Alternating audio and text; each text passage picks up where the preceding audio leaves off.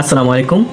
I hope you are very well. Today I will share my previous experience AI tools like ChatGPT, how to help my study or client any kind of information don't understanding help ChatGPT.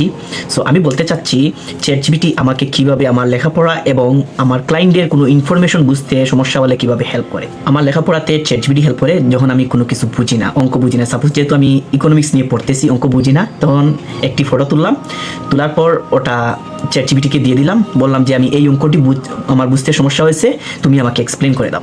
সে সুন্দর করে একটা explain করে দিত। যে তখন দেখা যেত যে আমি ওখান থেকে বুঝতে পারতাম না, তখন আবার ChatGPT-কে বলতাম যে তুমি এটা আরও সহজ করে বলো যাতে আমি বুঝতে পারি, কারণ এই বিষয়ে আমি দুর্বল। তখন দেখা যেত ChatGPT আরও এক্সপ্লেন করতো, সহজে এটা এক্সপ্লেন করে দিত, আমাকে বুঝতে সুবিধা হতো।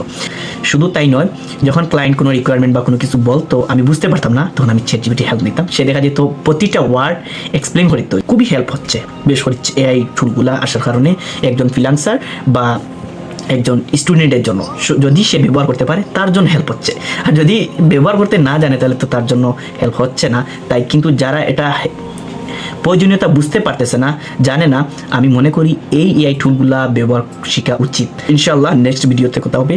আর হ্যাঁ, যদি ভিডিওটি ভালো লাগে অবশ্যই শেয়ার করবেন যাতে অন্যর উপকারে আসে।